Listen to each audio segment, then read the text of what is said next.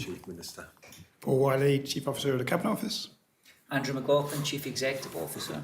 Andy Hackwell, Group Director of Strategic Finance within the Treasury. Jason Whitfield, Chief Information Officer. Denise Dreyer, Head of Organisational Development and People Operations within People Services. Okay, thank you very much. Chief Minister, as we've said, this is our last opportunity to have a public hearing with you. We have got quite a few questions and we would like to hear from you predominantly, if that's all right. We've got 2 hours allocated for this hearing. So the first round of questions is really about the CEO recruitment and succession planning. Right, okay. The panel understands that the current CEO, that's you, Dr McLaughlin, are going to be leaving your post in December 2026 and that plans are now underway to recruit to the post for 2027. Could you please update us on the recruitment process and succession planning being followed for a permanent replacement to this post, Chief Minister? Yes, I certainly can. Well, we've been working on it for some time now, and the first stage of that is looking at how or if we might be able to fill the role internally. That work's ongoing. Deputy Ferry can update you in a bit more detail on that as he Vice Chair of State's Employment Board. And when we complete that work, we'll then look to consider whether if we need to go externally, which I think we might do, and it's aimed that we start interviewing shortly after the June elections. As you said, current Chief Executive Officer is due to leave at the end of this year. Malcolm, did you want to add anything? So we've engaged Odgers, a recruitment consultant, to look at the talent that we've got within the existing structure, and we've identified a number of people who could be developed into that role. And there's a number of options that we have. I think, first of all, any proper recruitment should be done post-election. So obviously it will be the next government that will be working with that candidate. And the plan is, depending on the level of expectation around whichever are the preferred candidates, they might move into a deputy CEO role, and that would enable them to get developed and increase their skills during that time frame until Dr McLaughlin actually moves on. So in terms of the Deputy CEO would go into post before Dr McLaughlin moves on. That is a possibility. Is it also a possibility that there may be another interim CEO and a Deputy CEO? That's a possibility as well. All options are open, but I think going forwards, once we have the new CEO in place, we should also have another Deputy CEO so that there is a natural line of succession. And obviously, if the CEO has to be away for whatever reason, we've got someone who can automatically step up to that role, and we can continue to develop that talent in the next number of years until we recruit for a new CEO. And have we got some fairly developed succession planning practices in place? Yeah, so there are a number of people, and obviously I don't want to go into individuals, but there are a number of people who fit the criteria and who have been identified as talent that we can continue to develop. And what is being put in place to develop them across the public service? Yeah. Well, sorry, Malcolm, if you want to carry on. There is a structure. There is a structure in place for us to follow. And what we want to get to is to not be in a position where, so there will be a natural successor. It doesn't mean that they will automatically get the role next time. There will still be a recruitment process, but there will be a smoother handover, hopefully. I don't know if you wanted me to outline some of the succession planning, if you like. I think, yeah. Can I just start by saying, Deputy Ferry mentioned that it's a possibility we could have a Deputy CEO take over. There's a possibility there could be an interim, but it's our favoured position that we move to a permanent Chief Executive. We've had 2 or 3 interims now since Mr Parker, and I think for stability we should be favouring a permanent CEO. Stage 1, assessments, occupational and psychological testing, numerical reasoning, 3-hour in-depth interview. That all took place in December. Following stage, at stage 1, participants who were identified to have potential will progress to stage 2. Stage 2 market bench mark interviews. skills comparison between the successful candidates and external a capability to external talent to ascertain any gaps and inform targeted development areas, and that's sort of the 2 stages to the succession. Okay, thank That's you very helpful. much. Yeah. Deputy Stevenson, Thank you. Obviously, it's period of change, another period of change for the organisation. What steps are being taken outside of the recruitment thing to ensure continuity and stability for the organisation itself and to keep positive working relationships? May I ask the Chief Executive to... Is this in the context, Deputy Stevenson, of CEO succession still? Yeah. Yeah, so, I mean, I think we've the first thing to say is that we had a very clear indication from SEB that they wanted a thorough assessment process of potential internal candidates with 2 outcomes in mind, understanding, as Deputy Ferry said, whether or not we've got candidates who would be competitive against the role profile that SEB have developed for the role. And if for whatever reason they weren't and had further development, that we had a development plan for those candidates. So an appreciable number of colleagues went into that process. We allowed people at CEO -1 to opt into the process, and we used our performance data, which Denise could talk about in more detail, but we used 4 or 5 years worth of performance and other data to identify people below CEO -1 and 2 who looked as if they had the potential to accelerate quickly to that level of role.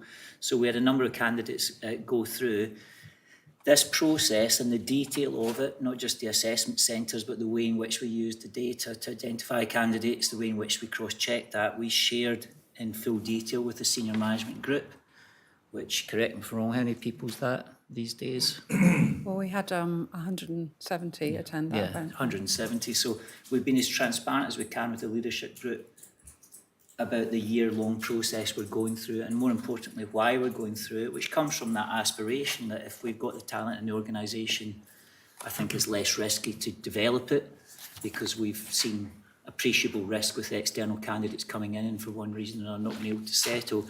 So I feel that in itself, the way that we've consulted with the senior management group and involved them, has, I think, demystified the process, been transparent and allowed them to engage with it. So I think that's helped with confidence. In terms of continuity, it's important to say we already have 2 very, very experienced and long-serving de facto deputies. They're not called deputies for some reason, but my predecessor put two of our more experienced colleagues in the role of, I think she called them assistant chief executives. So we've already got 2 very experienced candidates who de facto perform the deputy role if I'm not about for whatever reason. And that gives a measure of stability and predictability of the organisation. So I'm not concerned about morale at the event of CEO succession. Our primary concern, based on prior feedback from colleagues, is to address a situation they felt in the past. There was too much mystery around how CEOs arrived, and they didn't feel that there was enough opportunity for internal candidates to be able to demonstrate their potential for the role. If nothing else, I hope this approach that SEB have been overseeing addresses that. Thank you.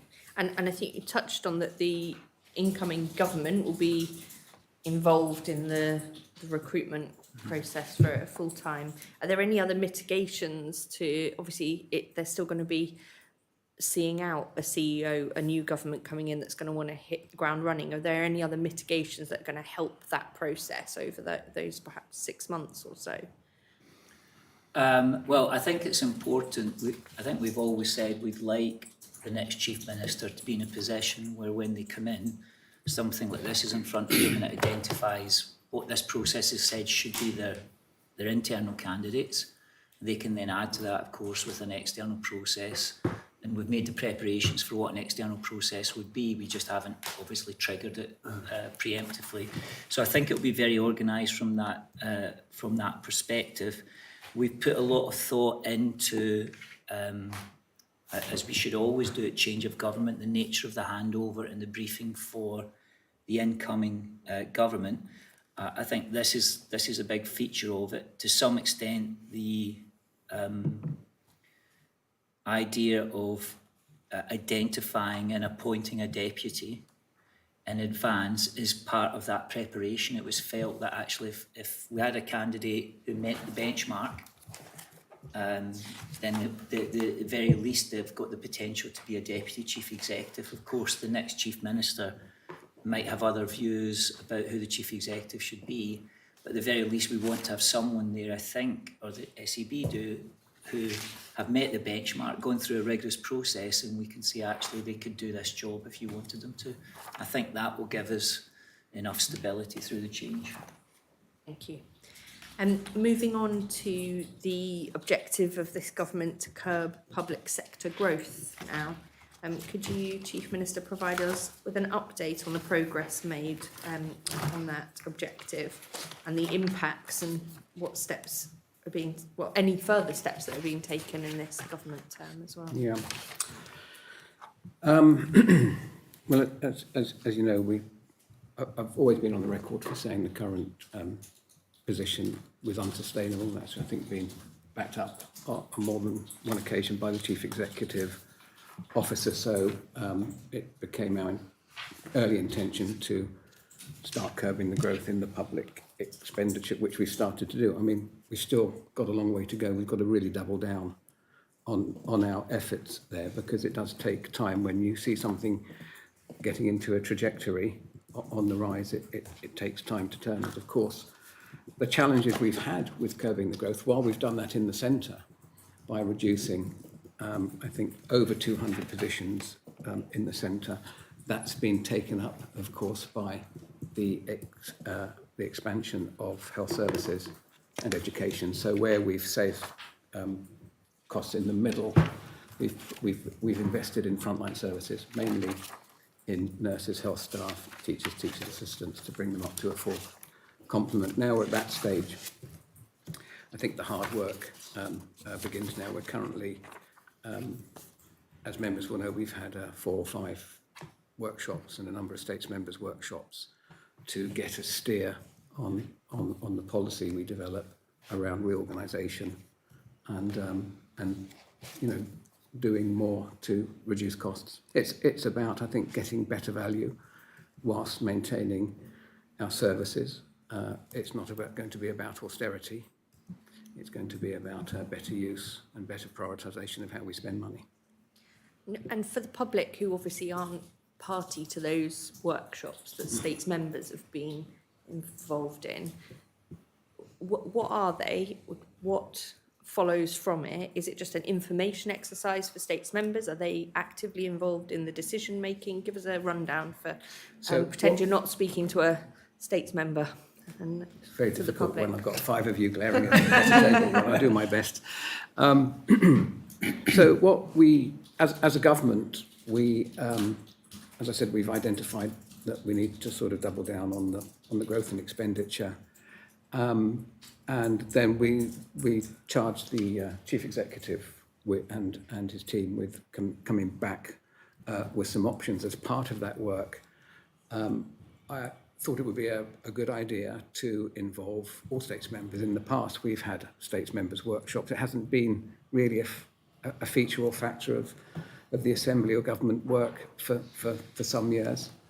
Like I say, to steer, to allow States members to, you know, express their views on how we might do that. And, you know, as you can imagine, there are a number of views from States members, some who would like to invest more, maybe use reserves to invest now for the future, and some who would like to take a far more cautious approach. So really those workshops have been about taking a steer, which will assist the government in their thoughts and guidance to the Chief Executive Officer. And as I said before, I will be presenting a report, but before the end of this term, with our findings on that. When you charged the Chief Executive Officer with investigating this, what exactly did you ask him to do? Was it to find ways of curbing growth or to cut numbers? What was the actual instruction? Well, I don't have the letter in front of me, but broadly, I asked the Chief Executive to look at ways at curbing, if you like, curbing the growth in public sector, finding reductions, reprioritisation, if necessary, without having harmful impacts on the service we provide to islanders. And I think, Andrew, if that sort of... Yeah, I mean, I think certainly if you look at the objectives that we've shared quarterly with the PAC, if those are available to you, you'll see in there,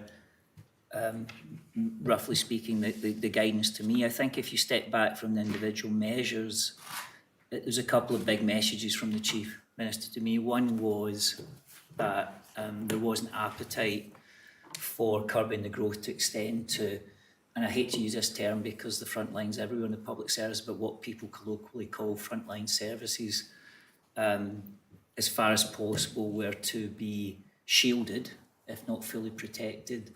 That there was a feeling that we could make more economies in the centre of government. There was specific guidance given on health and education, effectively opt-outs, and that's why they've been the drivers of the growth. Them and the non-ministerial departments have been the three drivers of growth. Everyone else is zero or down in all likelihood. So there was that guidance, but there was also, I think, a really important part of the guidance which actually relates to Deputy Stevens' questions as well. What the Chief Minister effectively said was, I've only got 2 years. I want us to lay groundwork for the next government because we need to get some kind of consensus around various aspects of the public finances, which isn't necessarily in the Assembly at the moment. So the workshops and the work was partly about trying to not only take some practical measures to slow things down, it was also about trying to share information and share discussion to see if more of a consensus could emerge around, in this case, the public finances, but the same is true of demography and other things. So it was a spirit of doing today's work today, also trying to lay the groundwork for the next government, because I felt this government, I think, felt that they came into the middle of something and there wasn't going to be enough time to analyse it fully and take effective action, and had to be a balance to be struck. So in the objectives, you see both things at play. One is, can we do some things that help in the short term, and can we take some steps which start to build that consensus? And that really was where the workshops, which Paul's been leading on, came from. What I'm trying to get at is there a different instruction which might go to a Chief Executive, which would be, can you find waste in the civil service and shrink our numbers? Because we have people, we want to find functions which are no longer necessary to be done, and we want to shrink the civil service. Is that something that you think needs to happen? Absolutely it is, and we've been clear about that, and I think that's something the Chief Executive wants to make sure that our public sector workforce is fully utilised and delivering value for money with prioritisation on the areas that matter most for Ireland, i.e. as we don't like it, the frontline service. I know it's a general term. But So that would mean job cuts. You think that the civil service should identify the roles which are no longer required and close them? Well, yeah, sometimes I feel like I'm trying to avoid a headline of massive job cuts across the civil service. It's about, yes, I think we need to bring down the numbers, and that's part of the brief in the public sector. Now, I hope that would do it. So we're aiming to not only curb the growth, but double down on costs, and that could mean some further redundancies in the public sector, if that makes it clear. But what I want to re-emphasise is we're focusing on improving services such as health and education, and that's where all the growth has been. We've obviously spoken about succession planning right at the top of the organisation, but does that kind of approach, are you seeing it having any impact on succession planning at lower levels and across departments as well? Or do you envisage that it will? Yes, it has, because the recruitment freeze has meant right through the system, staff and managers have had to rethink their operating models. One of the things we did is we took 1,000 job vacancies out of the system a year or so back, 18 months or so, which meant a lot of posts that were empty or had been lying empty for a period of time went, and that I think caused the positive step of getting managers to rethink exactly what they do need. I don't know if you'd like to add anything to that. In answer to your question, the answer to your question is yes. So I can think of several examples where positions have become vacant, pretty senior positions, and those have been filled internally, sometimes as interim roles as part of this development strategy of giving people a chance to demonstrate in role rather than going to the market, because we're pretty discouraging of external recruitment unless it's absolutely necessary under the recruitment freeze process that we've got. Where I think colleagues find it difficult, and I know you'll have heard some of this from some of them, is that where we do go for that internal elevation, we don't backfill. Or if we do backfill, eventually the music stops and a seat's gone. So there's quite a bit of that going on. But again, I think we're trying to strike the balance between, there's 9,000 of us. In a population of 9,000, we should have enough talent to do many of it, certainly our enterprise-wide leadership roles. I think it's a real justifiable critique of the organisation if for its enterprise-wide leadership roles it hasn't prepared its internal cadre to compete. Obviously, if you have a very specialist technical role, sometimes you obviously have to go external because you can't develop that role on the island. But for the actual leadership roles, we should be much, much better, and certainly the instruction from Chief Minister and SEB is that that's the area they want to see improvement. They want to see the next generation of enterprise-wide leaders in Jersey being developed as far as possible from within the public service and not through external recruitment. Thank you. I'll continue, if you don't mind, Chief Minister, on the recruitment freeze, focusing in particular on the extension to it that has went from December to currently February to do a complete freeze outside of frontline services. And I know that seems to be still the case, checking careers.gov. Could you just briefly kind of, specifically with regard to the most recent freeze, talk about the impact that's having? About the complete freeze. Obviously, you've had freezes of various effects since 2024. This freeze goes a step further, and I just want to understand the impact and whether you're seeing any acute areas. Well, we commissioned some work internally to understand how the recruitment freeze had been working, and the growth, had we not taken that action, the growth trajectory of early 24 had been allowed to continue. There would have been an estimated 515, I think, more staff than we have now.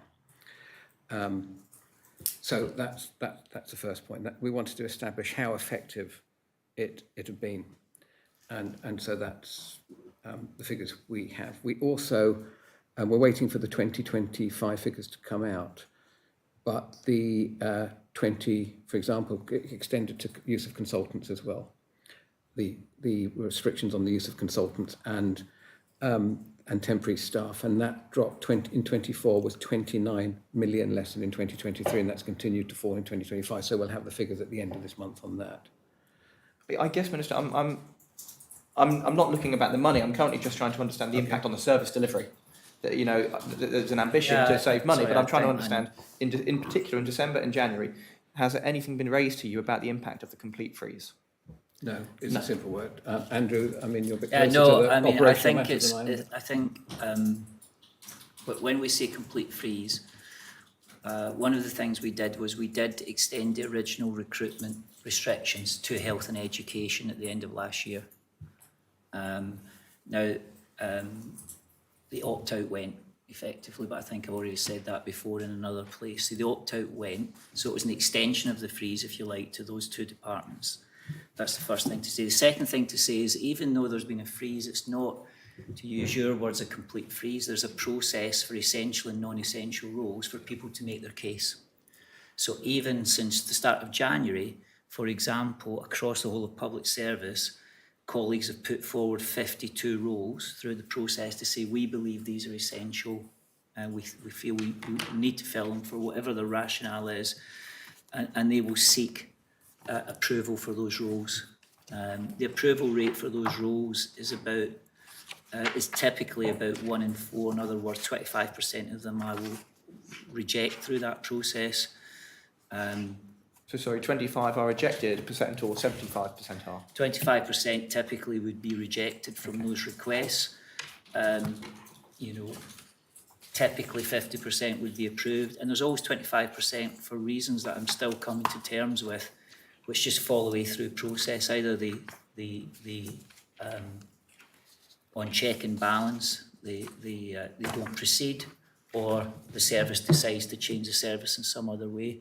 So we still have a level of recruitment, but I accept it's greatly reduced compared to the sorts of run rates that we'd seen in the past. But it's very important to note that that was the instruction to me, which you can see in my objectives. It wasn't a hard stop. It was trying to slow down the rate at which we were recruiting, in part to try and create opportunities for internal development. Yeah. It wasn't just about money, it was about developing the people who were there. And these are not necessarily new roles, and often these are when people leave Yeah. and for replacements. So, yeah. So when they have a replacement, they will say it's essential, or they'll say it's non-essential, and they want to recruit. And when will we and yourselves be getting the numbers out of the system to understand the kind of the attrition rate from this? Those who are, as you said, I presume most jobs are those that are actually replacing a removal of post, kind of somebody who's left the organisation or moved to a different place in the organisation. Kind of, to what extent are you tracking the attrition in live time? That kind of, for the roughly 25 jobs you may have approved through the exemptions in January, roughly speaking, how many have we lost in January? Is that data kind of real time? That all gets SEB fed we up have to SEB every SEB. month. In quite real time. We have a monthly operational dashboard, happy to share with you, which looks something like that, which covers all of them. Something we introduced at the beginning of 2024, which lists every single department. So, for example, in January, just look at this. It's got the actual FTEs, the actual headcount, and the starters in the last 12 months, and we monitor that each month. And then if you look at, that says that all of the growth in the public sector has come in healthcare, Jersey, and sites. But yes, the answer is we do monitor it, and I'm happy to share some of that information with you. And another really important tool in the whole process is the use of redeployment. Yeah. So where a role does become redundant, then there's a possibility of seeking to redeploy into that role, and then that post doesn't get backfilled. Okay. So there's still a saving, but you're using your talent that you've got in place, and it saves on the cost of recruitment costs. I'm conscious of time. I've got two more questions.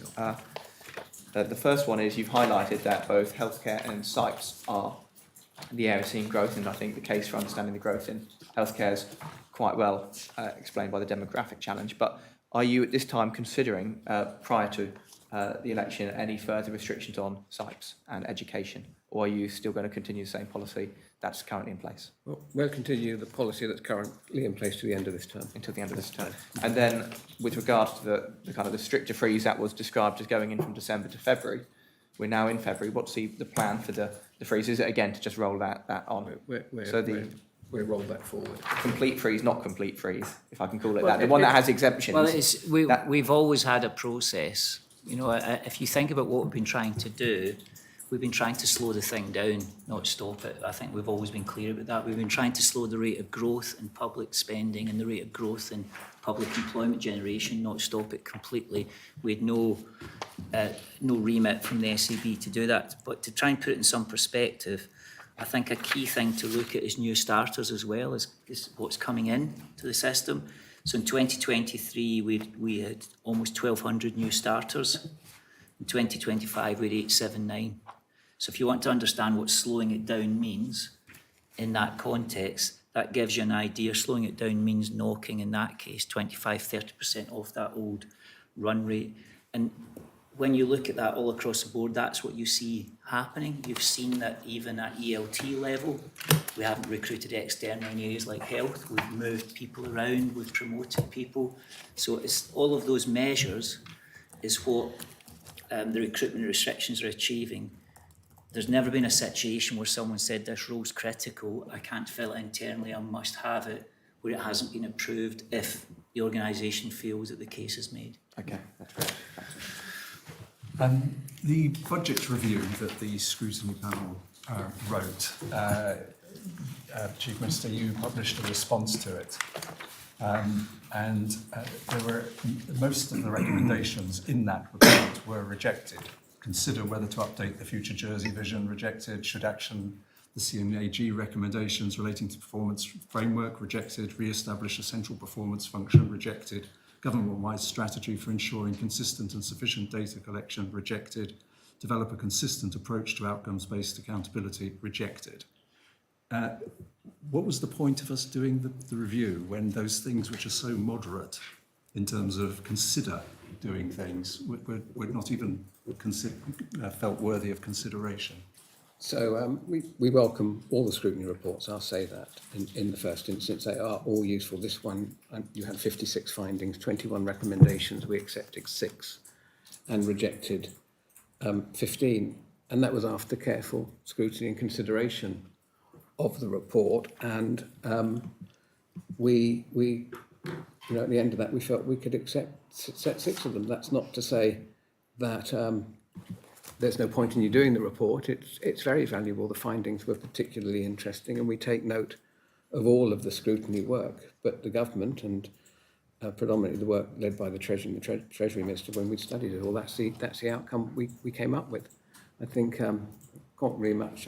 We can go through if you want. We haven't got time. Can I go pick through up the a individual theme, I ones, think, yeah. which was in there, which was there were quite a few recommendations relating to cross-government working and trying to establish whether cross-government working was actually efficient and whether the goals were being met. And those were all rejected, I think, on the grounds of added bureaucracy. What was the sort of guide us through that thought process? I think we feel we don't often agree with some of the recommendations of scrutiny. You know, they are well founded, and I believe, and Treasury believe, we do a lot of cross-governmental work. I would go as far as to say there's far more collaboration now cross-government than we've seen for a period of time. Part of that driven is because of the challenging, financial circumstances we've been facing. So in simple terms, we just disagreed with the recommendation. The CNAG recommended enhancing the performance framework. The central performance function was designed to ensure that there was consistency across government integration of functions. Why is that not something that you were prepared to take on? I mean, I think if you're just mentioning CNAG briefly, in the last 10 years, CNAG has made over, I think, about 1,030 recommendations, and we've implemented, I think, about 1,010 of them. And it's just ongoing, and we keep doing that. I'm not sure if Andy would like to just talk a little bit, if you want to hear a bit more detailed rationale. We do. All I think is desperate to get in. Sorry, Paul. Sorry, Mr. Wiley, I beg your pardon. Only because Andy would send it back my way anyway. Yeah. Okay.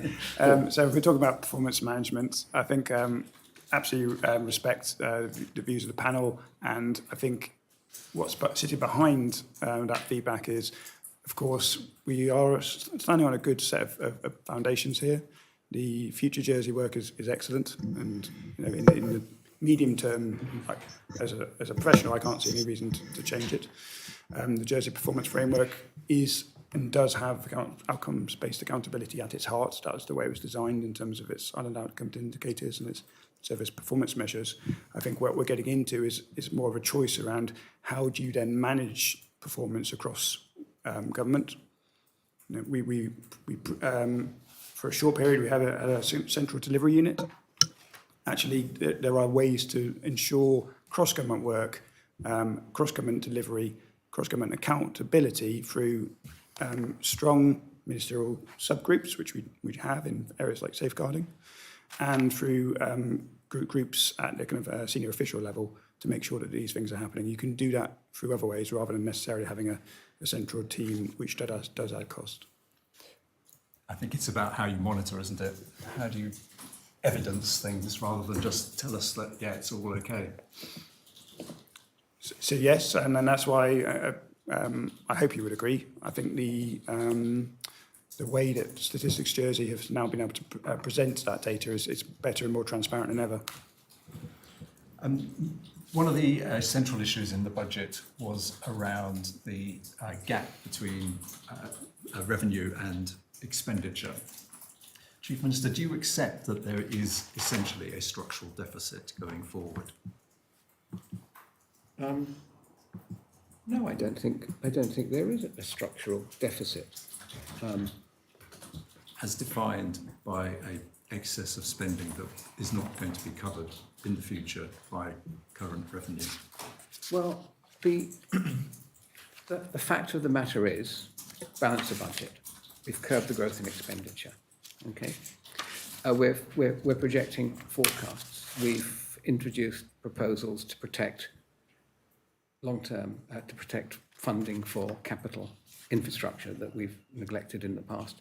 We've also identified that with the demographics, geopolitical challenges coming our way, that we cannot take our current financial position for granted, which is why, one of the reasons why we've launched the biggest ever review into the competitiveness of our financial services sector, for example, which is why we've started the growth and started to think about reorganisation of the public sector, because we cannot take our financial good fortune we've had in the past for granted moving forward. And that's at the heart of all of our thinking. The Fiscal Policy Panel says Budget 26 proposes both an increase in day-to-day spending that exceeds revenue growth and a larger capital investment programme. Mm-hmm. That sounds like a structural deficit to me. No, well, I would disagree with you on that. Capital expenditure growth that exceeds growth in income. Yes, I think that's correct. We're seeing growth in income, but we, despite reducing the growth, I mean, I think growth in 2025, if you take out inflation, 1.25%. We're at ex-inflation is about 2.5% for 2026, and we are faced with sort of a hyperinflation in the health sector. Now, tough decision. Do we freeze health spending? Do we increase it significantly? We think we found a balance of, I think, practically 2/3 of the growth of about 50 million is going to the health area, and that is about preventative medicine, introducing more preventative, digitisation. Those are things that's investment aimed at reducing the cost of the health service moving forward, for example. So I think you've committed to do further work to try and identify how you close that gap between spending and revenue. Can you update us on what work is underway to do that? Well, I'll turn to the Chief Executive on this, who's leading that work. On the thrust of the question, you know, the island still is a AA rated balance sheet, credit rating, which it would be difficult to have a rating like that if your credit rating agencies believed that you had a big structural deficit. So the independent validation is more that you've got pressures, which are pressures common across a number of public sectors, and you've got time to deal with those pressures, but those pressures must be dealt with. So I think that our rating agencies are still seeing this as a cyclical issue post-COVID rather than a structural issue, if it helps with your first question. And I think I would concur with those rating agencies, as does the Chief Minister. Obviously, if you then take them at their word and they say you've got pressures, we think you should address them, one of the ways you address them is to see where you can reduce public expenditure, or at least reduce the rate of growth in public expenditure below the level at which your income's rising. So if you can get the operating jaws going that way, you can address the deficit over a period of time credibly. And that's essentially what we're trying to do. And I would be disappointed for the new government when it gets to see its income for the end of this year and it sees its expenditure at the end of this year if it doesn't inherit a stronger position than the current government inherited when it came in. I'd be very disappointed if that wasn't the case. So those two things I think are very important to say for public confidence, because some wild adjectives get thrown around in the period leading up to elections. On options for going further than we've already gone, I think very much the guidance to me from the Council of Ministers is do as much thinking as you like, keep working on a number of things, but these are really a matter for the next government, given where we are in the electoral cycle. So when we have the next workshop, which I guess will be the last workshop, is it, Paul, before the election, what we want to do there, I think, is share the views of the civil service, frankly, on our view as to why spending has grown so rapidly. Our views on why we've ended up where we've ended up, not the what, the why, to see if there's some consensus of that resonates. If we get consensus around the why, I think we can very quickly move on to saying if that's why we think it's growing, some options are more or less palatable for addressing it. But the guidance to me has been that those specific options are ones that should be put on the table of the next government, if that government has the appetite to continue with this work, which obviously we have to wait and see. The Chief Minister, do you think something like a 10% cut in workforce or something like that is appropriate? Well, I don't think it's appropriate to go sort of branding such general figures around. The budget, final point on this, budget relied on a temporary fix. I think it's generally accepted in terms of taking money from the Social Security Reserve contributions. Do you accept that either another source of revenue or cuts equivalent to that amount of money or roughly equivalent to that amount of money will have to be found before that funding source runs out? You've referred to it as a temporary fix, I think, during this period where we are planning to still put significant amount of money into Social Security Fund. I think it would be well used working with the actuaries, as we're doing, to find out exactly what sort of funding the Reserve Fund needs moving forward. Because arguably it is overfunded at the moment with 7 to 8 years reserves in.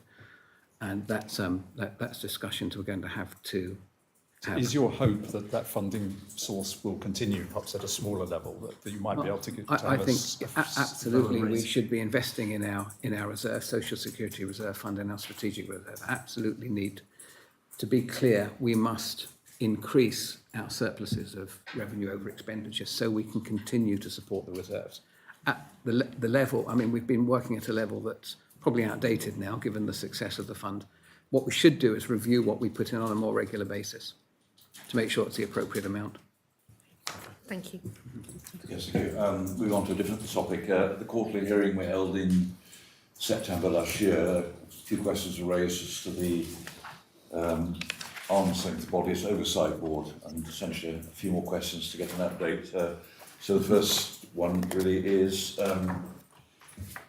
has the board met since, and presumably, as at least our duty held court it has. Can you please update us on any recent meeting?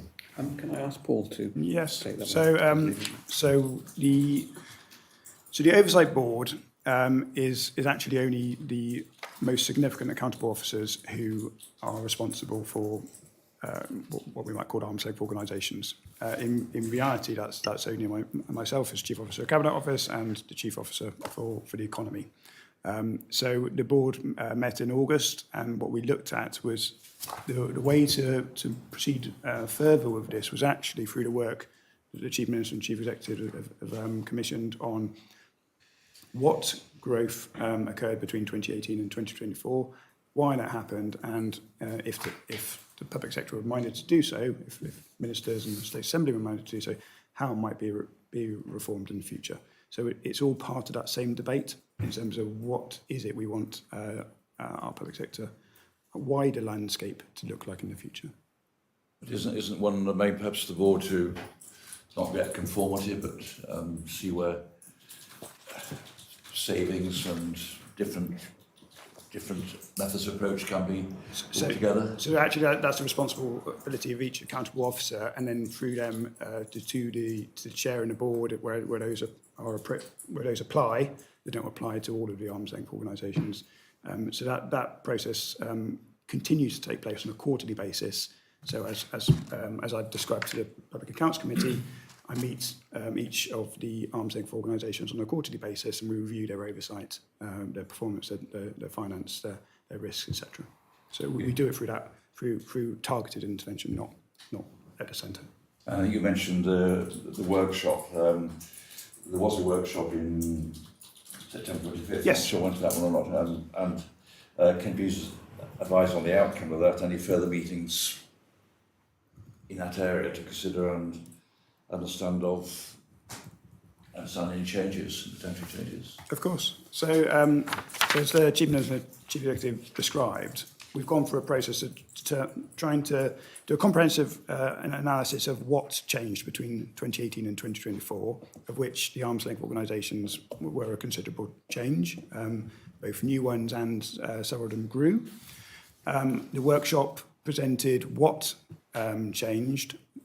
The workshop that we're talking about next week, in which I think I'm coming to give you a private briefing on Tuesday, is to explain, at least from an executive perspective, why we think that happened, and if you were minded to do anything about it in the future, what are the kind of the levers that you have available as a State Assembly to do something about it. So it's absolutely been developing in that period. It's been part of the Chief Executive's objectives, and what you'll see next week is the corollary of that. Okay, and going on to that meeting next week, then will we see any further decisions made there, which can then be shared with the panel? So I don't think. So we should be clear. It's not a decision-making meeting. It's a workshop.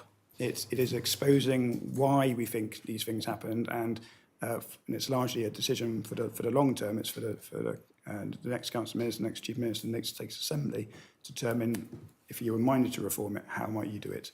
But the chance is to have that workshop and potentially build a political consensus that something needs to be done. May I just say, I intend to leave, to get to the end of term and leave a firm set of recommendations on certain issues for the next Assembly and next government. So we're not kicking everything down the road. We're doing this work. So there's, if you like, there's a foundation laid that's ready to go should the new government, the new Assembly wish to go in that direction. So my final question was what trajectory we're setting for the next government, and that's in hand. Will it be a trajectory as such, or how will that be put to the next Council Ministers? I think, sort of paraphrasing the UK Prime Minister a little bit when he came into office a year and a half ago, and the same goes for here. To do it, I thought. Well, I know the timing of it's not great, but let's just say in the international context, not just Jersey but other countries around the world have grown too large and too complex, and I think we've imported a lot of structures. Every time something has gone wrong, we bring in a new structure or more regulation because we want to avoid making the mistakes again. And there's another body, another procedure, another consultation. And my experience as Chief Minister, I think that as a government is that one of frustration at times, because every time we want to pull a lever and make something happen, there's a whole chain of regulation and procedure and process to go through. Now, some of that's absolutely right. But I think some of that slows us down and we get bogged down in regulation. And so I think what we're looking to do is deliver a more and a swift way of dealing with things without compromising the regulation we really need. And then we look at some of the ALOs to ensure we're not seeing too much duplication. So by reducing duplication and making sure we have what we need and not more, I think are sort of in line with the recommendations we'll be making. But of course, a lot depends on the next workshop because we want to get a steer from members. Yeah, I do want to reassure the Constable that individual accountable officers are robust in their evaluation both of the business plans of the ALOs they're responsible for and the level of challenge provided to those organisations and to the ministers. This is another area which needs the workshop.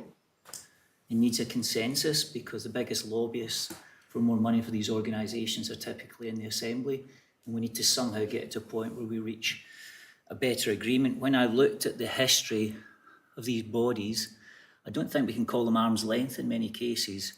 They're delivery bodies, and ministers in the past, sometimes distant past, have believed that for reasons of commerciality, for reasons of wanting to borrow money, for a belief in that there was an innovation yield to be had, felt that these structures, these delivery body structures with independent boards and chief executives could do a better job than the public service as delivery bodies.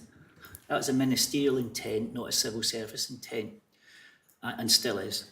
Now, what's happened is the CNAG over, I think, a period of 10 years has cast serious doubt over that political proposition, and those doubts are shared by civil servants, and there can be no doubt about that. So we do need to get to a consensus about, do we want to continue with this volume of organisations and delivery bodies that sit between a minister and an islander? I understand it in the UK because it's a huge place, multifaceted communities. It's less understandable in a place like Jersey, and that's what the civil servants have been calling out, and that's what the CNAG has been calling out. We're intrigued to see what the PAC conclude, because I think that will be the next trigger for us having a discussion. That report's due this week, I think. Oh, is it imminent? Yes, I knew it was imminent. Yeah. So one final question. I mean, you referred to some of the ALOs and they come in different shapes and sizes. I mean, which ones are actually under the remit of this board? I'd rather not refer to individual LOs because we're still working up the policy on it, but happy to give you a private briefing if you want it. Yeah. All right. Sorry. I'm just going to ask my next set of questions, which I think might you say that you've done a lot of work around civil servants' ideas and states members' workshops. Are you actually going to consult with the relevant boards and ALOs about government considerations? Because one thing they told us during our budget review was that no formal discussions had taken place with government about your plans for either merging or reducing or changing their functions. No, I think you're right, and we haven't done it yet. Although we've had, if you like, unofficial discussions. A number of we do talk to them, and I think before we do that, we want to get a steer, and then we can then start talking to the relevant ALO, arms length bodies, and other organisations. I mean, do you understand the frustration that ALOs are demonstrating? 2 points are relevant. Firstly, as individual ministers who had specific policies under development for their ALOs have consulted with those ALOs. There's not many of them, I grant you, because there's not been many specific policies. But secondly, we felt that, and the Cabinet Office felt that when it became clear that the PAC, and I can't remember when it became clear, wanted to undertake a very comprehensive study, that and having seen the request from the PNAC to those bodies and to us about those bodies and subsequent requests, I think we felt that it wouldn't be right for us to add to that burden in this winter period, that we should wait for the PNAC's report and the evidence there and wait for our workshop, which handily sounds as if they're going to be back to back, and then engage from there. But I go back to what I said. We concluded, I think, with the Council of Ministers that this is something in which we need to do more work to reach a consensus with the whole Assembly. Otherwise, the legitimacy of any options that come forward will be continually questioned. So that's kind of what's happened in reality. the way you've talked about it, Chief Executive, suggests that the civil servants are not convinced by the ALO model, which sounds like the civil service would like to absorb those functions back, or thinks that that's a more efficient method. So what is the preferred What method? I've said is that the CNAG has issued a number of reports over a number of years casting doubt on the efficacy of this delivery body model in the hands of its proponents in terms of what it would deliver, and the civil servants share those concerns. About some of the answers. I'm not going to get into individual bodies, all so of it's not a policy position from the civil servants, it's a shared concern, for example, that it's difficult to get effective risk transfer at arm's length for some of the activities of government. Therefore, it's difficult to get what you thought were going to be the benefits because you still have the oversight of costs of the arm's length body. And there have been concerns about aspects of governance, which the CNAG has mentioned around REMCOs and so forth. Those are shared concerns.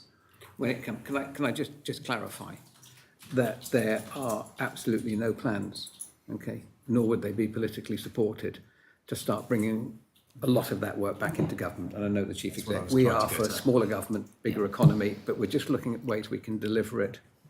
You know, I think that the ALOs have raised concerns regarding changes that could compromise independence, public trust, diluting the functions and the services. You know, are those elements being considered in your discussions, and how are those concerns going to be alleviated? In ministerial, as Chief Exec alluded to, ministers have been discussing it with their boards and chief execs of some of the ALOs. And yes, of course they will. But I mean, we've probably let the majority of them run unchecked now. I mean, when I say unchecked, we haven't looked at how we can do it better for over 10 years. The taxpayers invested tens and tens of millions into these organisations. I think it's the right timing for a review and how we might deliver better. But yes, we will be as collaborative as we possibly can. Of course, it won't be a surprise that some of the ALOs will want to retain their own independence and their own boards, but I think it's going to be the Public Accounts Committee report, I think, is going to be the catalyst, isn't it? That's what. Did you want to ask another question? I'm sorry to push on it, but I'm not sure I quite understand the position, and I think there's been some contradictions in some things that have been said, and for my own understanding, I'd just like a clear. So I seem to get the suggestion that there is the model doesn't work generally, or there are challenges with the model of ALOs and how it's currently functioning, yet politically, Chief Minister, I think you've just said there isn't an ambition or any commitment to change the model. So what will a review achieve? It seems, to speak quite frankly, that the civil service is saying one thing and the politician at the table is saying the other. And I'd just like to I'm not trying to be confrontational. I'd like to understand how the two are going to work together in your ambition going forward. Fine. Well, I completely disagree. If it sounded that way, Chief Exec, Civil Service, Government are on the same trajectory here. We are trying to make sure, as part of the broader work we're doing, that in all aspects of public spending, we're delivering good value for money. And that's why we're having a look right across our arm's length organisations. And that goes beyond just the 3 or 4 that we're talking about, the economic ones. There's lots of bodies, many bodies that receive taxpayers' money to deliver services. So we're looking at all of those. Some of those we think are probably doing a good job and we'll leave exactly as they are. Some, there could be some areas for consolidation. And that is where we agree. We agree we need to have a look and find out where we can do things better. So consolidation outside government, but not bringing them into government. There are no plans to bring any of those services inside government currently. When we've done the work, we might identify some areas that might differ. You've talked about the bodies that are delivering services. What about the bodies that are set up to make sure that government is delivering services and doing the right things? Like the commissions, the Office for the Children's Commissioner, the Care Commission, the Jersey Advisory and Conciliation Services. Those bodies were set up for a very specific reason, to make sure that government services are doing the right thing. Yeah, absolutely, and we will support that and, if anything, work to strengthen the work they do. But, for example, if there were 3 or 4 bodies that could, or 2 or 3 bodies that could be of regulation that could be merged or amalgamated and still deliver stronger, which would free up further investment so they can deliver on that. So that could be a possibility. So is that currently being considered as part of the workshop format that you're doing, or are you simply focusing on the ALOs that deliver service? I think. I think a number of things here. Go back to the top, in case there's some confusion at the other side of the table. When the government decided it wanted to look at curbing growth, it said it wanted to include all of the delivery bodies, not just the core of the civil service. And I think that was a reasonable proposition, given tens of millions of pounds are distributed to bodies, most of which are 100% government funded. They don't have independent sources of funding. So I think that was a sensible thing to do, is to understand that. The second reason was we had such a body of work from the CNAG to say you better have another think about this, because it's actually counter trend to the places that you copied it from. She gave us a particular example of Wales, which she's familiar with, and how they've fundamentally changed the delivery body structure, partly because of public finance pressures, partly because of effectiveness. So all of that, I think, is consistent with the overall theme of curbing growth. We then got into a situation I'm pretty sure it's almost a year ago now, but it might not have been as much, where we realised through the workshops that we had to spend more time on the why than on the what. Why have things happened? Why are things the way they are? What was the original political and policy reasoning?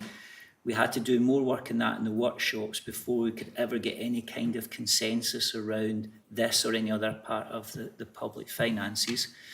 In the middle of that, the PAC let us know that they wanted to do their own deep dive study of all of these organisations.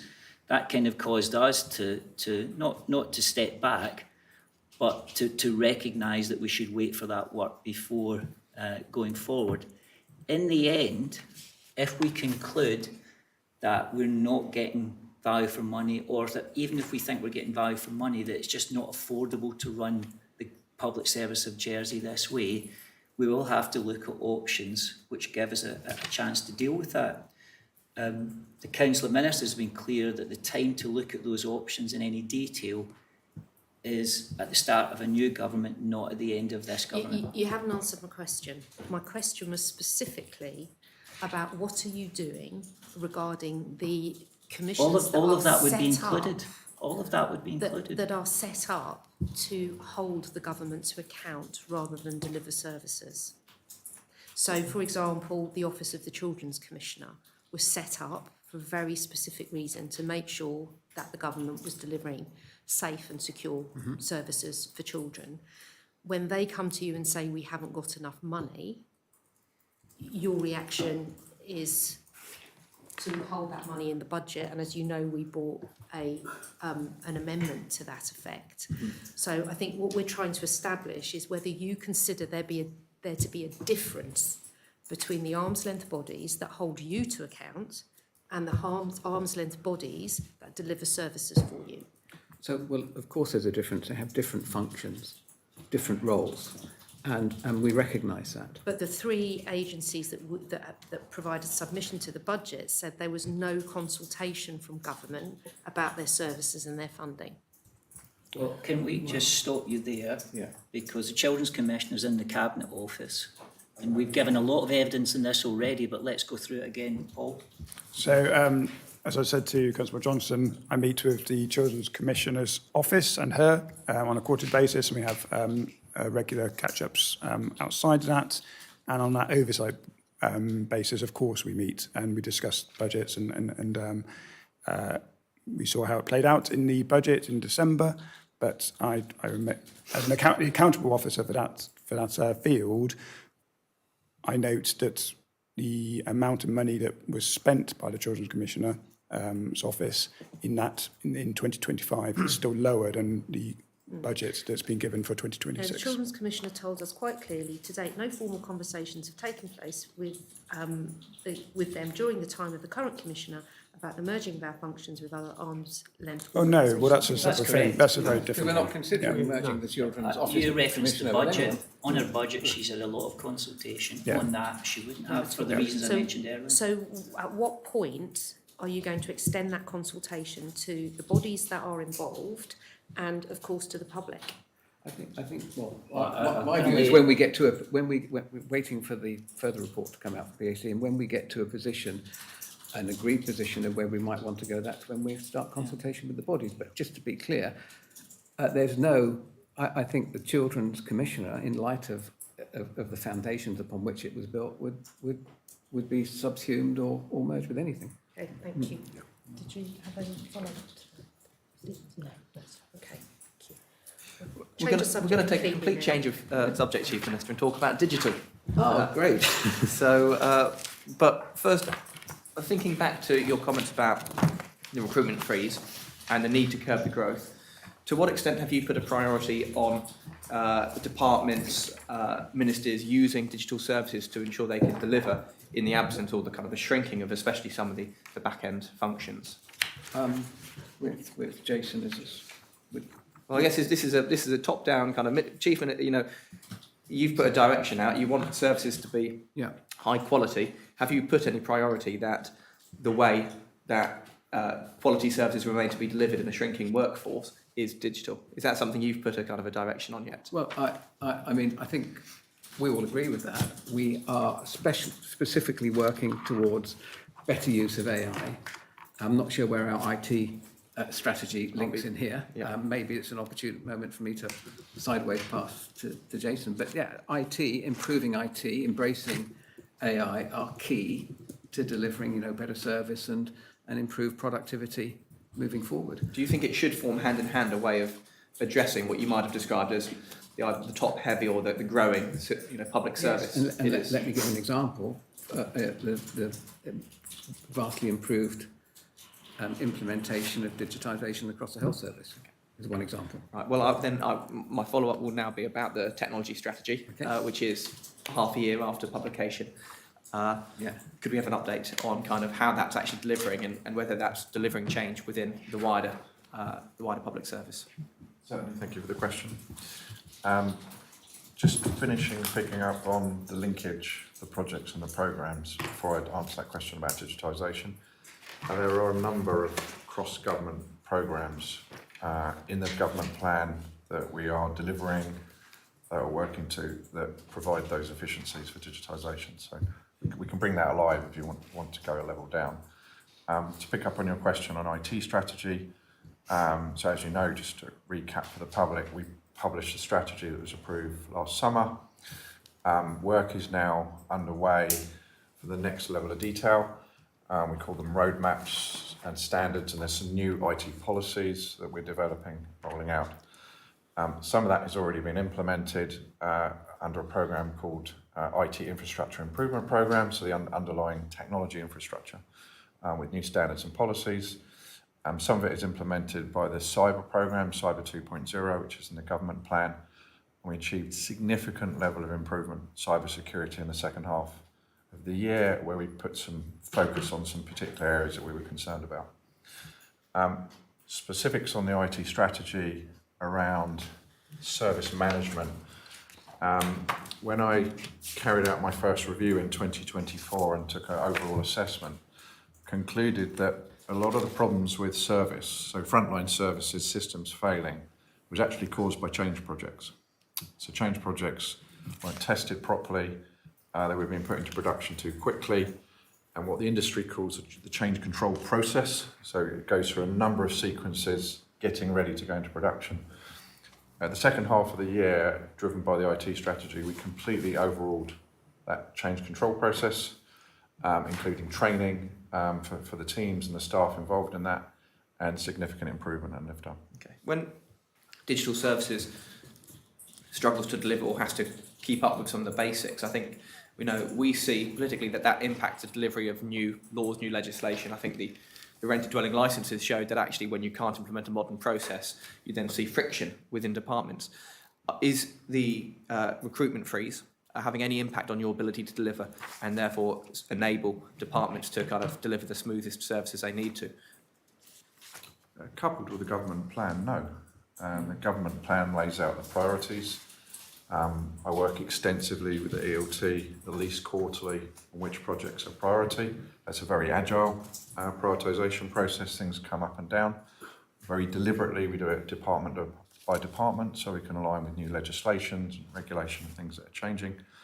And sometimes we just simply pause a project on number 2 or 3 so we can move something up to the first. As regards the change freeze, for capital projects where there's suddenly an urgent demand, we put on the local market quite a lot with third parties and contractors, and we put a lot of focus for the local market. So yes, as Andrew mentioned, very specialist roles we do put on third parties.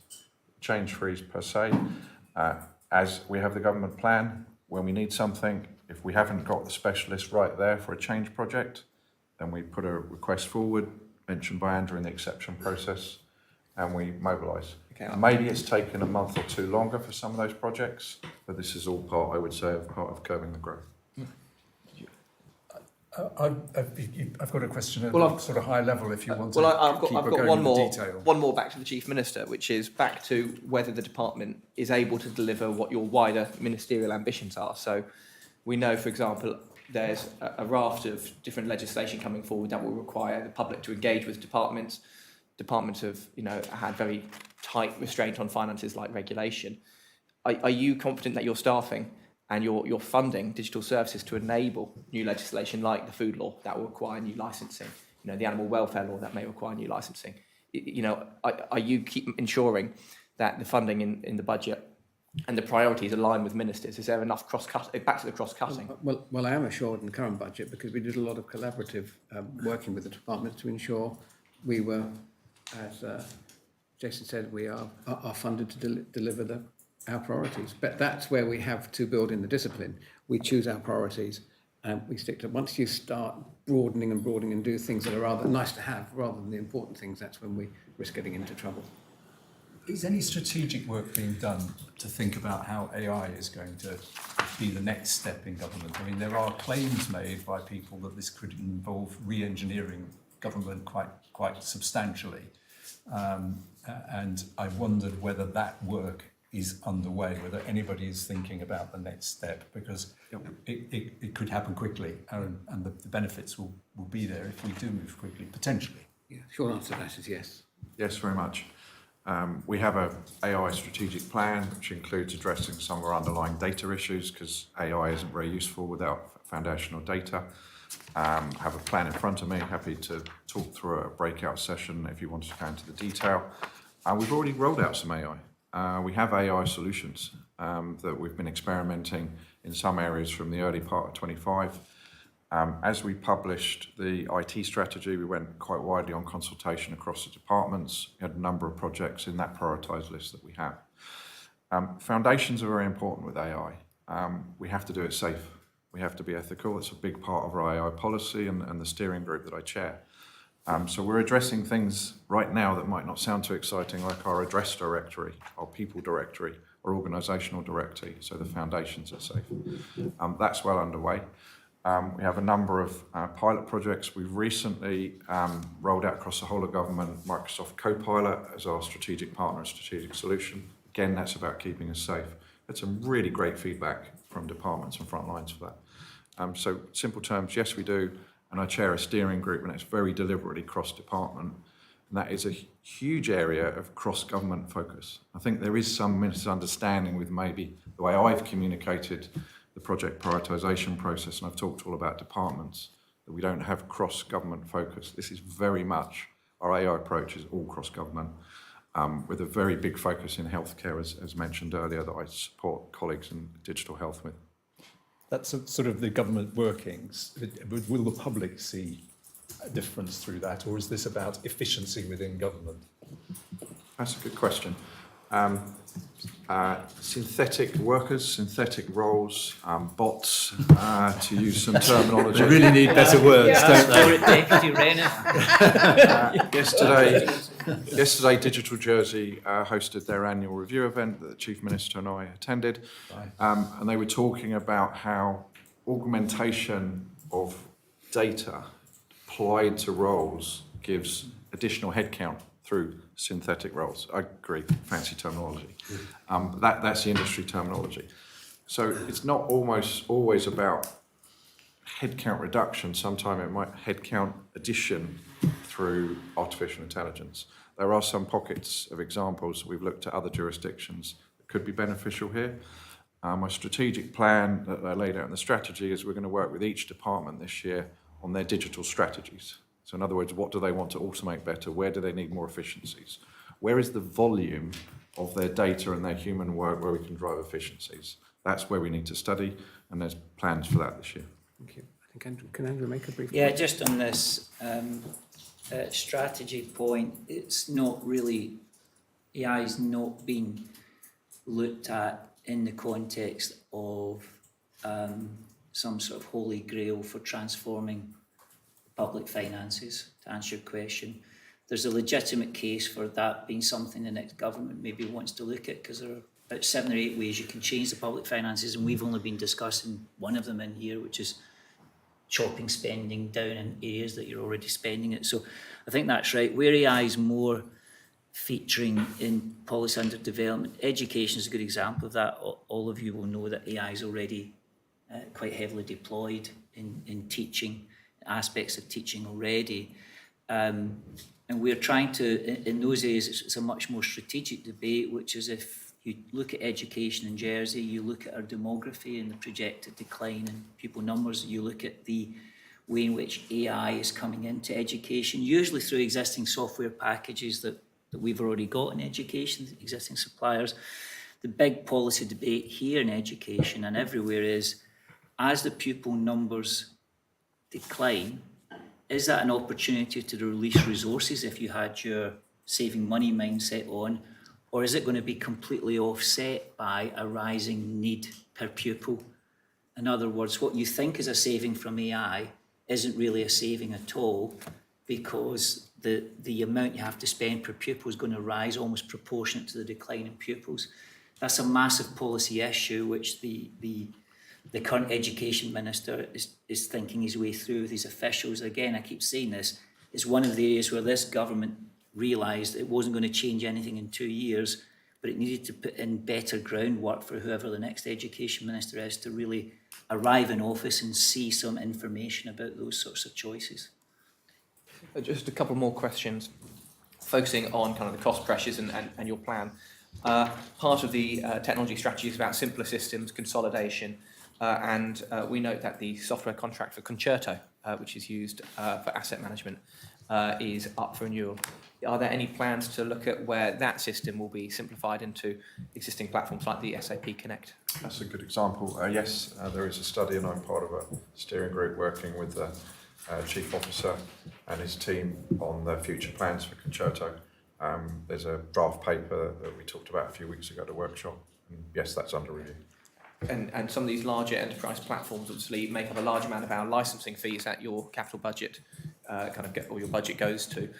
Are you seeing any cost pressures rising that will put further pressure on the department for renewals, or anything that you're going to have to then start thinking quite kind of astutely about? Yes. So great question for me now.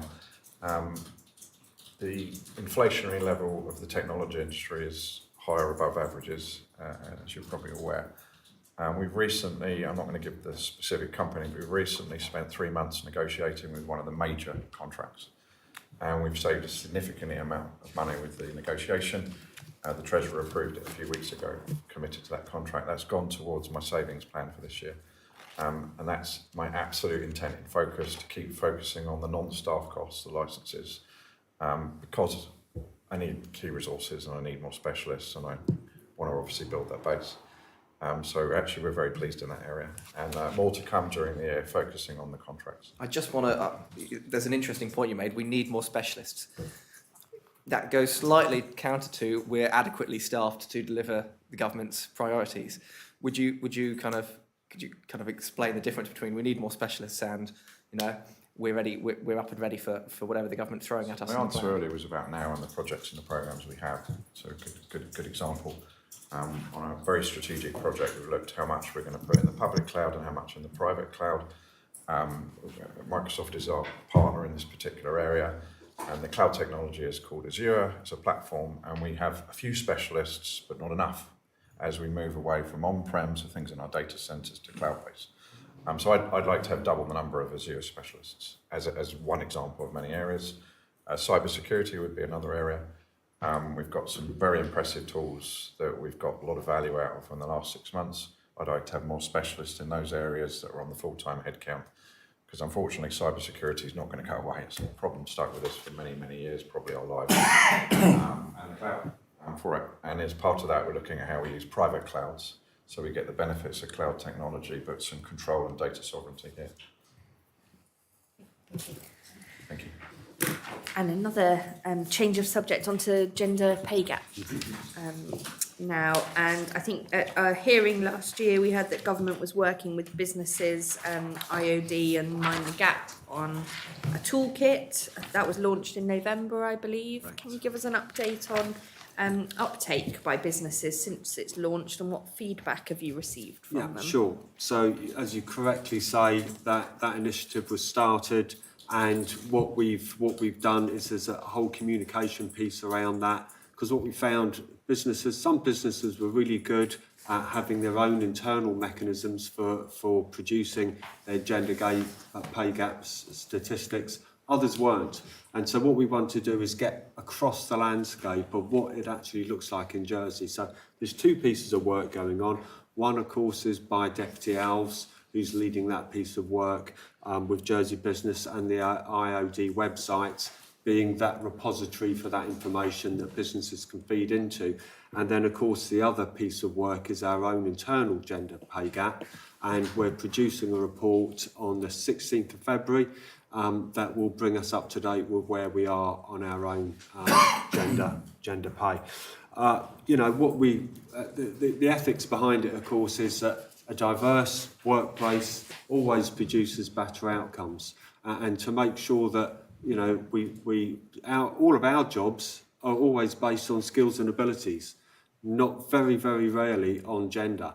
But of course, there are some parts of the business that are, you know, naturally males or females gravitate towards. So manual workers tend to be male.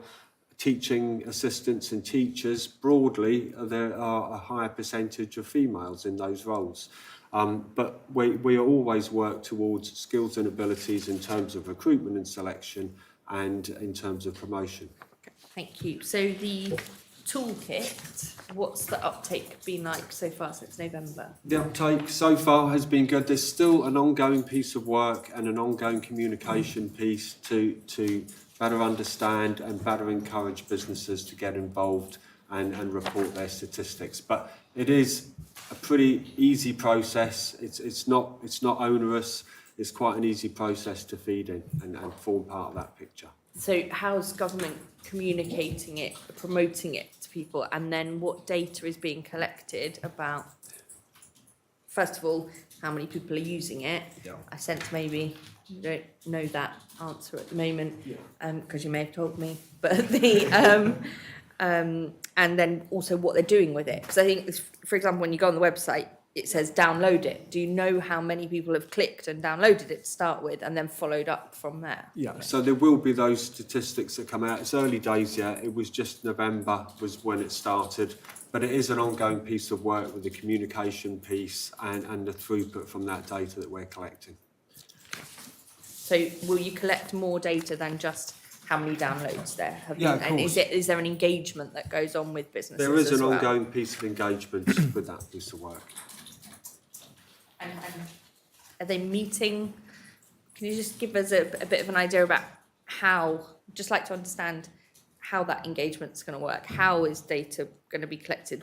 How is it being measured, the success of that? Yeah, so there's a communication piece around, firstly, encouraging businesses to get involved, and secondly, when we've got reports to produce out of the back end of what we're collecting, then obviously that will be distributed widely, not only to the people who have contributed, but, you know, broadly as a communication piece from government as well. Okay. And then you mentioned the internal work around the government's own data and own pay gap. What steps is government taking to address concerns that may have, or trends and patterns that may have come up from the last report that we may hopefully see come through in the next one, or improvements? So I think what we try to position and remind all our staff is that firstly, we're a family-friendly employer. There are lots of policies and procedures in place, as well as legislation, of course, that allows people to have access to flexible working if it fits their situation, and allows people to work from home if that's appropriate, or when there are busy periods of work, allows staff to take time back. And although we don't very rarely offer overtime, you know, it's been highlighted that people with caring responsibilities very often aren't able to have access to that overtime. So we do try to make sure that any overtime, if it is available, is distributed as widely as possible, not just the first person that is available to fill that requirement. Yeah, just winding back to the private sector, I mean, the perceived weakness of non-mandatory pay gap reporting is that there will be some companies that aren't interested for whatever reason. Isn't the risk here that your tools you're putting out, the reporting gap and so on, will go very happily to the companies that are already keen on this stuff? What are you doing to address the areas where companies might not be keen to? Are you trying to proactively identify areas of non-involvement and deal and sort of engage? Yeah, that's always a risk, isn't it? The people that are doing the right thing are the people that are more likely to feed into it. But again, what we can see as we build up that data, we can see where the gaps are. So again, we will proactively go out to those individual businesses or sectors and remind them of the importance of this data and how it's going to improve the situation. And just as a final one for me, obviously you said the government report will come out February. It will. Are there any trends or barriers or perhaps even improvements as well that have kind of started to come through that you're seeing in the organisation already?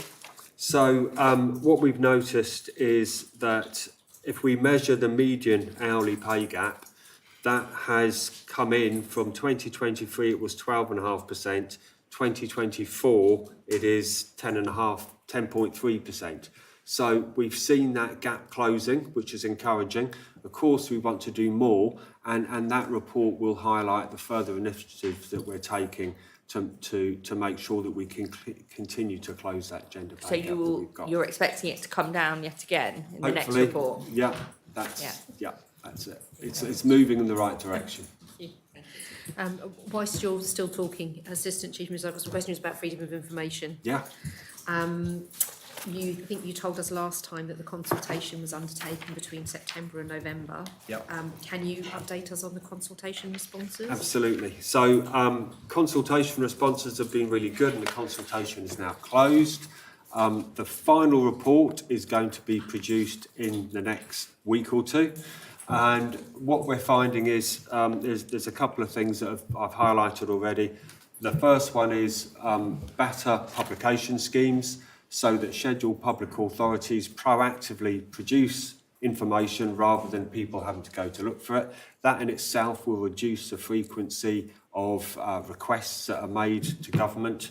But we're also looking at the options in, without getting too technical, in the UK you've got scheduled public authorities are in a schedule in the legislation. And it's vast, but at least you know whether that organisation is in or out of the legislation. What I'd like to see is a review of our Schedule 1 to make sure that all the scheduled public authorities that should be named are named in the law. So it'll be clearer and more transparent. So that's one thing which is relatively easy to do. The other thing, of course, is the question of state-owned entities, and following the proposition from Deputy Carolyn Labby a number of years ago now, we're to the point where we will make firm recommendations for where we should be going with that and how far it should be extended. And of course, having met, and I personally went to some of the consultations, whilst a lot of those organisations agree with the thrust of the law, they look at the practicalities of how it's going to affect them. So we need to make sure that if we do move in that direction, it's appropriate and that the individual organisations are able to cope with it. It may be they get 2 or 3 a year, but they may be inundated at certain times. And obviously, government experience shows that we started with 60 when the legislation first came in, to about 1,200 now, and it is a lot of work to go through all those individuals. So what we're looking at as part of the process as well is the policy around repeated and vexatious requests, and again, how we can better manage the requests that we're getting. Okay, thank you. The government published the Common Population Policy Annual Report just over a week ago, I think. A couple of sort of technical questions about it, really. First of all, we need an Appointed Day Act to bring into effect P15 2025. Is the plan to bring that in before the election, and if so, when? Paul, can you help me with this? Yes, of course, yes. So Deputy Alves is working on it, and that's the objective, yes. It will be brought, okay. Can you update us on the work to consider modern remote working practices on housing and work controls, which was due in Q1 2026? So I think this is to deal with the fact that people are not necessarily working in the place where they're, or paying tax where they're working and so on. Yes, I do know what you're talking about. I think we'll have to write you on that one, I'm afraid. Okay, thank you. The report mentioned a line that said there are planned changes for early 26 to open up new routes to encourage high-earning individuals to relocate to Jersey. Chief Minister, what is being planned in that area? It's the JCAT. It's just, we're sometimes looking at how we manage the high net worth. High net worth scheme needs to be for high net worth, and we get applications from people and businesses that don't quite meet that criteria. So we're looking at an expanded JCAT in certain circumstances. So where there's a business that want to relocate, for example, or business owners that want to relocate that So don't meet the criteria. People who don't pass the threshold in terms of income, and capital, and so on. But have propositions that are, economically compelling. What process will that involve? I mean, who will decide on these? Is this another haywag? Well, no, it will run through the existing process. Yeah. And go through the existing haywag. We have the Locate Jersey process. What this is non-preferential tax rates. These are people or businesses, as the Chief Minister says, who could relocate and add value to Jersey. So how will this be actioned? It says the planned changes. What will actually come forward? Is it ministerial orders? Or It's guidance that underpins the Locate Jersey process, and the intermediaries who already work with Locate Jersey to find businesses and encourage growth in Jersey. They will just be made aware of this slightly expanded criteria to encourage entrepreneurs and other individuals and families who would benefit from it. So what will we see? Will something be published to show what these changes are? Yes, yep, and we can share that when it's ready. Okay. And do you have any sense of how many people or businesses you're targeting through this? And presumably you've identified a need. Do you have a sense of how many? 15 a year, just kidding. No, not. The demand we've seen is quite small, but we don't want to miss any opportunity. Somebody might need a longer, still refer to them as JCAT, a longer entitled status to give them time to establish a position. As the Chief Minister described, we're using the colloquial term of kind of JCATs, that's because this scheme has always existed. We're just clarifying how it should apply in the future to be making sure we're not missing opportunities. Okay. But nothing else is planned in this term of office in relation to control of housing work law or? No. Okay. So just a few more questions on the common population policy that yourselves and Deputy Alves published and co-wrote the forward for. The policy references obviously a number of statistical pieces of evidence. What beyond kind of the typical year-to-year statistics that you work on created a highlight within kind of the research to create this year's common population policy? Did anything change in preparing a common population policy in research or evidence that you gathered to inform the creation of it? So the Chief Statistician will be able to describe this process far better, and if you want the detail, we're happy to ask Ian to do that. But what we've been doing for the past kind of 4 years now is making better use of what you might call administrative data, and that is recognising that the census only comes around every 10 years. What can we do with the known data that we already have? We're just not pulling together, and that's why in this report and in the annual updates for projections that Statistics Jersey produces, we're getting better and better knowledge of who's currently here and what we can project going forward, because it's actually based on a variety of data sources, not just that 10-year census. I mean, the statistics tell one side, but obviously how one understands what's behind them, kind of, and what you need to drive from a policy perspective is another. One area I know that the population policy talks about is the establishment of a migrant safeguarding group. Yes. In part probably driven from the data, but did any work happen in preparing that to then use that data to go out to the community to look at that, and then could you provide an update on actually the establishment and operation of that group? Yes, so you're right. If you look at the Common Population Policy report, which looks at kind of the nationality basis of, it's changed quite considerably post-Brexit. We welcomed other nationalities, particularly kind of Filipinos and Africans in recent years. So this is making sure that as part of that, in a policy sense, as you were describing, we're ensuring that there's kind of sufficient migrant safeguards for those individuals.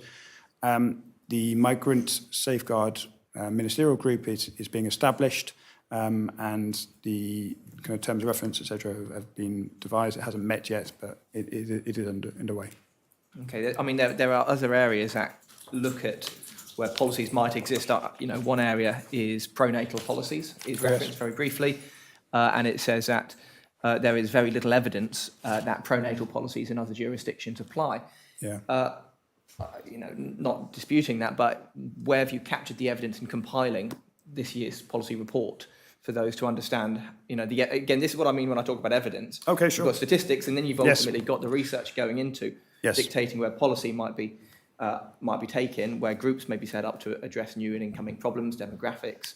That's the kind of information I'm looking for. What's gone into the post quantitative research. Of course. So pronatal, as an example, we had a whole session on it in the Housing and Work Advisory Group plus Ministerial Group. What you're largely relying on there is international experience, and there is good academic justification for that assertion that it might, in some cases, encourage that additional discretionary child. It's a strange term, but that's how the academics describe it. But in the main, those sorts of levers don't move the dial on what is a Western government, a Western nation trend towards fewer children. And some very interesting examples around the world. But not many of them would fit our community. And then my last question is a slightly larger section than some of those ones in there, which was the reporting on the update on the Ageing Well roadmap that the 2024 policy report dictated. Could you just provide an update as to the work going on to coordinate actions? And I think we're expecting a Q1 kind of update. So. Absolutely. So again, we drive that through the Housing and Work Advisory Group. It has all of the key ministers who have responsibility for that. It was also in the Investing in Jersey programme that we published in August of last year. We need to build Jersey to ensure that we are kind of ready for that changing demographic, and that's also consistent with Deputy Gardiner's proposition on that front as well. And the Chief Minister's work programme detailed a number of deliverables for this quarter. Are you on track for all of those? I would go into more detail, but we are shortened. Of course, most significant was the lodging of the Comptroller in Auditor General law, which we did 2 weeks ago. Okay, thank you. Thank you. Again, just a very quick question around the care inquiry work stream, and it was during our previous hearing we informed that the consultation was underway regarding the apology plaque wording and its placement and installation. And I was just wondering if you could update us on the outcome of that consultation and the progress. The plaque. Oh, sorry, yeah, got you. Yes, so we have tweaked the wording, and it is actually, we're writing out to survivors in the next couple of days, just to inform them the plaque will be installed low level, to be fair. I know this is a public inquiry hearing, but there won't be a big razzmatazz. We're going to put it, a place to remember, on a bench in a nice, quiet area. Okay, thank you for that. Is there a timeline for the completion of any outstanding care inquiry workstream commitments? So that is the main one. Yeah. Okay, thank you. And an ombudsman, don't forget that. Well, that's a very nice segue into Conor Johnson. There we are. Moving on to the complaints mechanism for me. We're calling it now complaints mechanism. Following Deputy Scott's review into complaints handling and the meeting of the COM, consider the findings and proposals. COM asks that further work be undertaken for the cost-benefit analysis of the two options, i.e. ombudsperson or to strengthen existing complaints mechanism. Yeah. Chief Minister, can you update us please on the outcome of the cost-benefit analysis of those two options? So Deputy Scott is finishing her report, and that will be announced and published shortly. Can you elaborate on the word shortly, please? No, because she's working with the team, so we will do it as soon as possible. It's been a long time. Before the election. So we're talking kind of at the very least at the end of March. But won't be until the end of March. It will be definitely before the end of March. That's what I'm trying to say. Yes. Yeah. So it stems from her detailed work on what is necessary. She received the steer from the Council of Ministers that we wanted a more detailed look at the cost-benefit analysis, as you say, and this is then kind of her follow-up report. I mean, it's been a long time coming, if I'm allowed to say that. I mean, are there any particular hurdles we should be aware of as to why it appears to have got bogged down, if that's not... Would you like me to help you? I think, and not hurdles as such, but I think Deputy Scott works to a level of detail, and she wants to make sure, I think, her position is, she's content with her position, that's what she's working on. Is it a report? You keep referring to a report, or is it a proposition? To be determined. Sorry, can I just understand kind of what as Conor Tubbs Mary says, this is a long time coming, you know, in the work stream with Deputy Scott, and I believe, is it Mr. Wilder, your team that is supporting? Oh, yes. Could you be a bit more specific as to where you are? What are the remaining elements of the report, you know, that need to be provided? Is there further evidence capture? Is it about policy ideas? We're aware that obviously it had gone to the Council of Ministers quite some time back, and it'd be good to understand specifically what is outstanding, whether there needs to be further evidence, consultation, or actually policy decision in making this report. So I think what we've seen with the Ombudsman debate for a decade now is the legislation itself is perfectly possible. We see it in other jurisdictions. In Jersey, we have the bones of kind of drafting instructions, and that's never been the issue. What it comes down to, though, is that judgment as to is the investment and in terms of the size and the cost of the ombudsperson and their office, and the effect it has on the kind of public service in terms of a change and responding to that. Is that justifiable compared to the situation we have at present with the complaints panel, and that's a judgment, and it's always going to be difficult to determine. It's not maths, so it's going to be a political judgment eventually. But what we have here is Deputy Scott doing some hard work to set out her position at least.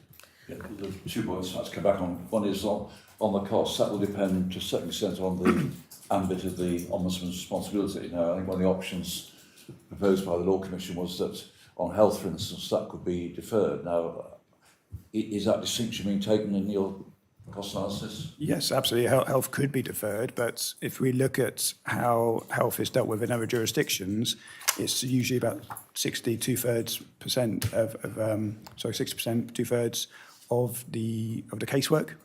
So we've got to be honest that if you establish an ombudsperson without health in their remit, there is, in all likelihood, a path that leads to expanding to health. And therefore, we need to go into this eyes open and say, yes, it may cost about £1 million initially for the non-health elements, but if we're going to go for health, it's going to be considerably more. Yes, but at least it would, without health, it would at least open the door, shall I say, and in the knowledge that it could be expanded, and that would be more palatable maybe to the Exchequer. And again, this is all comes down to judgment. So yes, that's a legitimate view. It's got to be balanced against the effect it would have on the public service, on the public purse.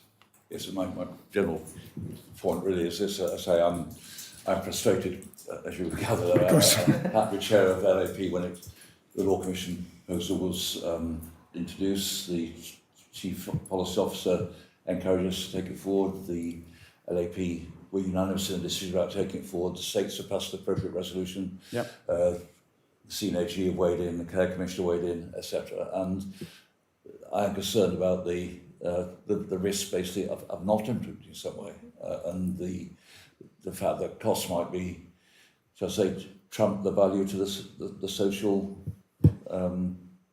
conduct of our population. I mean, I'm just hoping the cost is put in its right place, really. I hear what you're saying, but again, it goes back to that judgment. Chief Minister, can I just check? Are you really saying that after all this time, we still don't know whether there's going to be a proposition or a report? Yeah. There's been no decision taken on that. Proposition's been made, but then there have to be a rescindment. Yeah, and I mean, a new proposition. That's true. yeah. I think it's likely to lead to a proposition. Like I said, Deputy Scott's working on the detail about the scope, costings and things like that, which we really need to know before we decide what any sort of proposition. Are we going to have a proposition before the end of your term? So just wondering if the report doesn't come out at the end of March, there's no possibility of getting a proposition that time. I cannot either confirm or not. We need to wait to see. I think it's possible, but we have limited time. And I think it's fair to say, to use the vernacular, this is kicking the can down the road again. Yes, well, into the next government. well, I can understand that, but I would come back and say, we haven't left it like previous governments have in the past, not necessarily the last government, because the last government brought it forward, but it's been pushed along. I think we've done more work. We've done a lot more detailed work on it to understand. Deputy Scott's been working on this for a very long time. About a year now, yes, 12 months. And we're sort of also pressured by, the cost, the pressure and cost as well. We can keep setting up new organisations. So there's some juxtaposition around council and ministers about its value. Talking of Deputy Scott, she has just launched proposition P23 2026 to request that the Chief Minister develop and implement a framework agreement by the 31st of March to ensure that the Ministerial Office maintain the explicit ability to support ministers in challenging executive officers of government departments.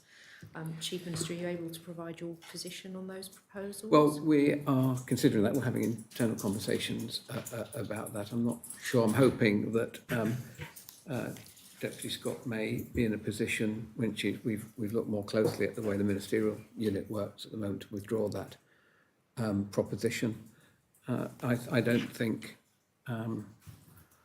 I don't think it's necessary because I think we're in a slightly different position than she may originally have thought. Can you But we'll have shed to- any light on the reasons that she's brought this particular proposition to the Assembly?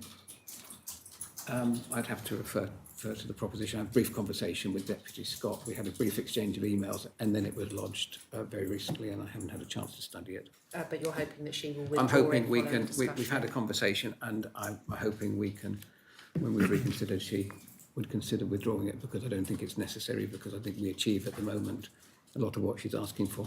Okay, thank you. Does any of the panel have any final questions before I ask? Hit with the killer final one. Killer final. Thank you. The final question is just about reflections. Yeah. You know, this is your final quarterly hearing with the Corporate Services Scrutiny Panel. Apart from Deputy Renniff and Deputy Curtis, looking back over your term of office, what has been the most challenging? I've written something down, which will take me about 3 minutes to read, but I'll start by answering that question, that just about every task is challenging, every day is challenging, but it's been an absolute honour to do Can we this just job. check this isn't the manifesto? This is not even the forward to the manifesto. I haven't got time to think about manifestos, but of course that will all come. We'll look forward to that. And I apologise. Some of what I'm about to say, I might have repeated it, but they are my reflections. So over the past 2 years, our priority has been to provide stability, consistency, and delivery at a time when the island has faced political uncertainty, fiscal pressure, and growing global challenges. When this government took office, we inherited a fragmented position. I first want to say I do recognise the good work that the previous government did in certain areas, but it's never easy to pick something up after a confidence vote, and that was unfortunate. But I just wanted to make sure we do recognise the work of members of the previous government as a difficult role, and I would pay tribute to any minister, anybody who goes into bat for that. Our first task was to steady the ship, try to restore confidence in decision making and refocus government on practical outcomes for islanders. I believe we've made a solid and measurable progress. We have stabilised public finances through a more balanced and disciplined approach, begun curbing the growth in expenditure while protecting frontline services. We've begun a comprehensive review of public spending with a clear emphasis on productivity, efficiency, and providing better value for money based on reprioritisation and not austerity. We've also shifted the focus of government towards longer-term planning. The launch of Investing in Jersey and the creation of a ring-fenced capital investment framework will, for the first time, provide a structured and sustainable approach to funding major infrastructure and public realm in the years ahead. This gives future governments and future assemblies greater certainty and avoids the short-termism that has historically delayed essential projects. Alongside this, we have taken practical steps to address the issues that matter most to islanders. It does sound a bit like a manifesto, doesn't it? But it's not. Don't worry, I've got a follow-up. I know you have. These include expanding access to affordable and family housing, supporting cost of living measures where we can by keeping government charges as low as possible, progressing plans for the new hospital, strengthening childcare and early years support, and to a review of the competitiveness of the financial services sector. And all of these actions, that's just a small selection of what's been achieved. When I say by the government, by the Assembly as well, because a lot of these have been supported by the Assembly. We've also, but we've aimed that to make a tangible difference where possible to everyday life of islanders, which should be at the forefront of any Assembly's mind. We've also worked to strengthen resilience and preparedness, whether through energy security, supply chain planning, transport connectivity, or emergency planning arrangements, recognising that Jersey must be ready for an increasingly uncertain global environment. Importantly, we've tried to do this collaboratively. The Council of Ministers has represented a broad church of views, which hasn't always been easy to manage, but where we've often disagreed, we've tried not to be disagreeable. And we've worked collegiately and constructively, putting the island's interests ahead of individual politics. And that spirit of cooperation has enabled, I believe, steady delivery across departments, a more stable operating environment for the public service. There'll always be more to do. Every assembly will inherit a great workload, and we can never stop learning. I've learned, I think, something new every day. And especially it's important to learn where we've made mistakes and learn from them moving forward. But I believe we will leave office with firmer foundations, more stable finances, but still work to do there, and clearer long-term planning, improved resilience, and reforms underway that will support a sustainable public service long into the future. So those are my reflections. And I know there's questions to come, but Not many, because you're in. But can I? I'm not running the clock down. Don't worry. Okay, Can I just thank Scrutiny? I think we've had a good, strong, collaborative working relationship. We haven't always agreed. You've put us under pressure. Some of these hearings have been uncomfortable, but I think beneficial for all of us. And actually, what we mustn't forget, for us as ministers, the preparation we do for scrutiny is really valuable and important because it ensures we remain engaged. I'd like to thank you for that. Thank you. You mentioned learning from mistakes. Any mistakes, failures? Not that I can think of.